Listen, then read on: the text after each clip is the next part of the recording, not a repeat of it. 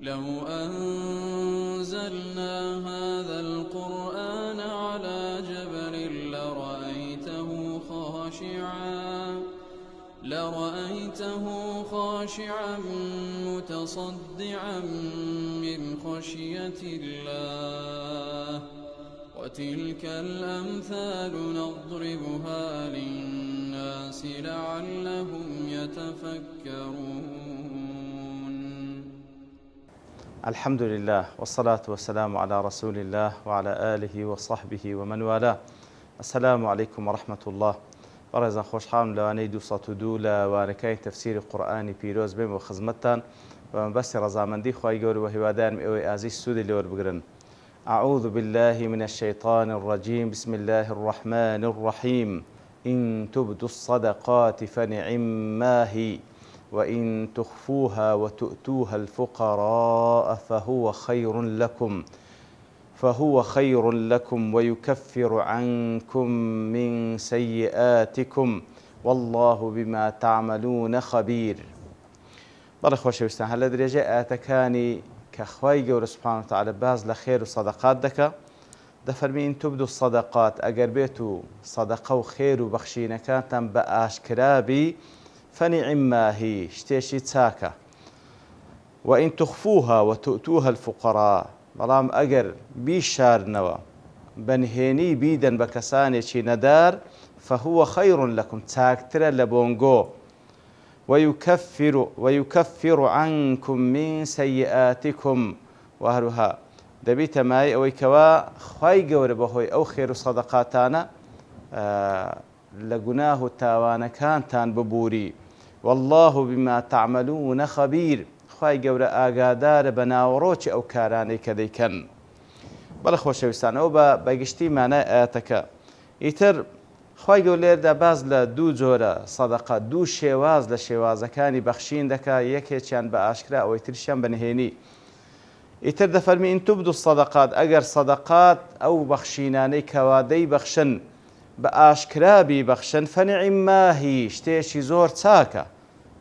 شتێکی زۆر چاکە، وەکو لە کوردەواری خۆندەی نیعمەتە، شتێکی زۆر چاکە.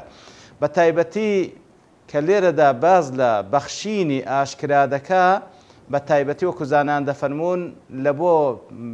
دان و یاخود بەخشینی زەکات بە ئاشکرابی، تا وەکو خەڵک گومانی خراپت پێ نەبا کە ئەتوو زەکاتی ماڵت دەرناکەی، و هەروەها تاوەکو ببیتە مای تەشجیعکردنی دەوروبەرەکەشت، ئەوانەی کەوا دەتبینن ئەوانیش ببەخشن، تاوەکو ببیە قودوەی خەیر. ئیتر ئەگەر بە ئاشکرا ببەخشی، ئەوە نیعمەتە، بەڕاستی نیعمەتە و شتێکی زۆر چاکە، بەڵام بە شەرتێک ئاگاداری نیەتی خۆت بی، بە شەرتێک ئاگاداری نیەتی خۆت بی، لە ئیخلاس دەرنەچی. مەبەستم ڕەزامەندی خوایە، و هەروەها لەو حاڵەتەش مەبەستمەوەی خەڵکانێکیش چاوم لێ بکەن، خەڵکانێکیش چاوم لێ بکەن لەو بەخشینی زەکات و سەدەقات و خێرانەی کەوا دەیبەخشم، بەڵام وەکو گوتمان زۆر زۆر پێویستە ئاگادار بین نیەتی ئیخلاس لەدەست نەدەی. یعنی پێت ئیعتیادی بی، ئەگەر خەڵک بتبینی یان نەتبینی، ئەگەر 1 ملیۆن خەڵک بزانی ئەتوو زەکاتتدا یاخود سەدەقەت کردێ لات، وەکو ئەوەی بیکەوە کەس نەزانی، لەبەرەوەی تەنها مەبەست ئەوەی کە خوا بزانی. بەڵام کە بە ئاشکرا دەیبەخشی، لە بۆ ئەوەتەکەوە خەڵکانێک گومانی خراپت پێ نەبن، و هەروها خەڵکانێک چاوت لێ بکەن. وئین تخفوها، بەڵام ئەگەر بیشارنەوە ئەو خێر و سەدەقاتانی کەوا دەیبەخشن، بیشارنەوە تؤتوها الفقراء، ئیتر بەنهێنی بیدەن بە کەسانێکی نەدار، فهو خير لكم، ئەویان چاکترە لە بۆنگۆ. فهو خير چاکەیە، بەڵام لۆچێ فهو خير لكم، لە بۆنگۆ چاکترە، لە بۆنگۆ کاتە لە بۆ ئەو کەسەی کەوا دەبەخشی، لە بۆوی چاکترە و سەلامەتترە کەوا بەنهێنی ببەخشی، دوورترە لە ڕیا، نزیکترە لە ئیخلاس. کەواتە ئەگەر دەتەوێت بە سەلامەتتر بی لە ڕووی ئیخلاسەوە، بەنهێنی ببەخشە. بەڵام ئەگەر وا پێویست بکە بە ئاشکرا ببەخشی، بە ئاشکرا ببەخشە، بەڵام پێویستت بە مجاهدەی نەفس هەیە، لەوەی کەوا خەڵک کاتێکەوە دەزانن لێت نەویتە ریایی، کەواتە لێردا لە هۆردوو حاڵەت شتێکی چاکە بە ئاشکرا و بەنهێنی لە هۆردوو حاڵەت کەسی نەدار و فەقیر و هەژار لە بۆوان هەر چاکە بەڵام کاتێکەوە بەنهێنی دەبەخشی لە بۆ خۆت چاکترە لە بۆ دڵ و دەرونی خۆت چاکترە لە ئیخلاس نزیکترە لە ڕیا دوورترە و هەروها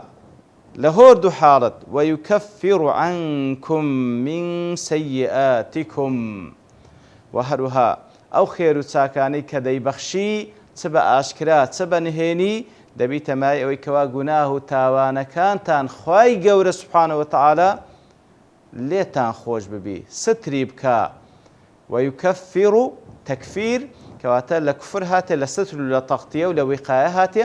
کەواتە خوای گەورە سوبحانەهو وتەعالا بەهۆی ئەو خێر و سەدەقاتانی کەوا دەیبەخشن دەبیتە مای ئەوەی کەوا سترتان بکە و لێتان خۆش بی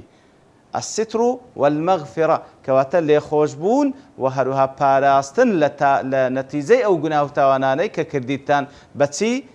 بەو خێر و سەدەقاتانی کە دەکەن وەکو لەو حەدیثەی کەوا لەوانەی ڕابردوو باسمان کرد کە پێغەمبەر صلی الله عليه وسلم دەفەرمیتن سەدەقە وەکو کو ئاو ئاگر دەکوژێنیتەوە بە هەمان شێوە سەدەقەش ئاگر و گەرمی و نەتیجە و ئاکامی خراپی تاوان دەکوژێنیتەوە ويكفر عنكم من سيئاتكم والله بما تعملون خبير دەی الله سبحانه وتعالى خبيرە بەو کار و کردوانەی کە دەیکەن ئەوجا خەبیر بەمانای عالم ببواطن الأشياء واتە الله سبحانه وتعالى ئاگادارە بە ناوەڕۆکی ئەو شتانی کەوا دەیکەن نەک ئاگادارە بە ڕووکەشی شتەکان ئەوە هیچ بەڵکو ئاگادارە بە ناوەڕۆکی ئەو کار و کردوانی کە دەیکەن کەواتە لێرە ئیشارەتە بەچی ئیشارەتە زیاتر بەوەی کەوە ئاگاداری نیەتەکانتانە چ بە ئاشکرا ببەخشن چ بە نهێنی ئاگاداری نیەتەکانتانە کەواتە تەکید لەسەر ئەوەی بکرێتەوە کەوا فعلەن ئەو بەخشینەی کە دەیبەخشی ڕەنجت بە خەسار نەسی لە بۆ خوا بیبەخشە بەمەبەستی ڕەزامەندی خوا بیبەخشە لەوانەیە دینارێک بە ئیخلاسەوە کە دەیبەخشی زۆر زۆر مهمترە و زیاتر جێگای دەگری لە ملیۆنێک کاتێکەوە خوا نەخواستە نیەتی ڕیایی دەکەوتە ناوی ليس عليك هداهم ولكن الله يهدي من يشاء هداية داني خەڵکی لەسەر تو نییە بەڵام ئەوەی کەوا هیدایەت دەدا ئەو زاتێک کە هیدایەت دا ئەڵڵایە خوای گەورە هیدایەت کەسانێک دەدا کە ویستی لەسەر بی وما تنفقوا من خير فلأنفسكم هەر خەیرێک کەوا دەیبەخشن هەر چاکەیەک و هەر ماڵێک لە پێناوی خوا دەبەخشن کەوا خەیرە فلأنفسكم واتە نەفع و سوودەکەی لە بۆ خۆتان دەگەڕێتەوە وما تنفقون إلا ابتغاء وجه الله وهر شتێکیش دەبەخشن إلا ابتغاء وجه الله ئەسڵ لە بەخشین ئەوەیە کەوا لە پێناوی ڕەزامەندی خوا بیبەخشن وما تنفقون إلا ابتغاء وجه الله وما تنفقوا من خير هر خيرك دبخشن يوفى إليكم پاداشتان دەدرێتەوە بە تەواوەتی وأنتم لا تظلمون بە تەواوەتی پاداشتان دەدرێتەوە بە تەئکید زوڵم و ستەمتان لێ ناکرێ واتە لە پاداشتی کردەوەکانتان خوای گەورە کەم ناکاتەوە ئەو ئاەتەش بە کورتی ئەوە ماناکەیتی دیار لە سەبەب نزولی ئەوەی کە خوای گەورە ليس عليك هداهم ولكن الله يهدي من يشاء لە مصنفی ابن أبي شيبة هاتە ابن عباس دەجێت خوای گەورە لە خۆی بابی ڕازی بی دەفەرمی پێغەمبەر صلی الله عليه وسلم فەرمووی لا تصدقوا إلا على أهل دينكم فەرمووی خێر مەکەن صدقة مبخشن إلا بكسانك لأهل دين خوتان واتى مسلمانا فأنزل الله تعالى ترخواي قولو آتيدا بزان ليس عليك هداهم ولكن الله يهدي من يشاء فقال رسول الله صلى الله عليه وسلم تصدقوا على أهل الأديان أو جاء بيغمبر صلى الله عليه وسلم فرمي ببخشن بأهل أديانيش ببخشن أوانيك وغير مسلمانيشن أهل دين بيان ببخشن الباني رحمتي خواي لبي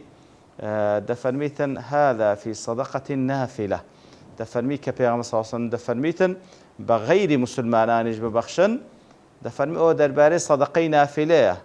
وأما الفريضة بەڵام زەکات کەواتە سەدەقە وەکو معلومە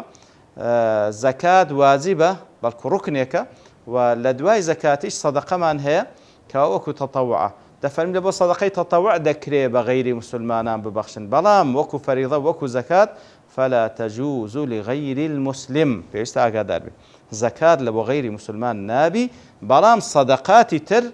وەکو تەتەووع لە بۆ غەیری مسلمانیش دەبی دەفەرمی لۆ زەکات نابیتن لە بۆ غەیری مسلمان لحەدیثی معاذ أو حديث معاذ قال راضي بك في عن دفرميتن كمتفق عليه تؤخذ من أغنيائهم فترد على فقرائهم دفرمي لبروي زكاة لا دولة من دكاني مسلماناني هر منطقة ورد جيري تدريت فقيري مسلماناني أو منطقة كواتا أو بنسبة صدقة التطوع لويا ليس عليك هداهم ولكن الله يهدي من يشاء مناسبة وآتى كاتك سبب نزولك باس كوستنزارج باس ما كرديا باس كردني سبب نزول دبي تماي أو كوازياتر فهمو تيجيشتن لبو آتكي زياتر هم بيتو بلام العبرة بعموم اللفظ لا بخصوص السبب راست آتك أو سبب نزولك بلام بعام حكم عامي ليه وردجيري إتر أوي مسلمانة أو طبعا أهله أوي فقيرة أهل لبوي زكاة بدريته وهل صدقة بدريته بلام غير مسلمان أوي كوا فقيرة وغير مسلمان كفقيرة لو حاطي زكاة نادريته بلام صدقات ددريته زور آسايا بشرتك كوا لو كافران نبي كوا كافري محاربه بابلين إعلان حربي لسر مسلمان كرديه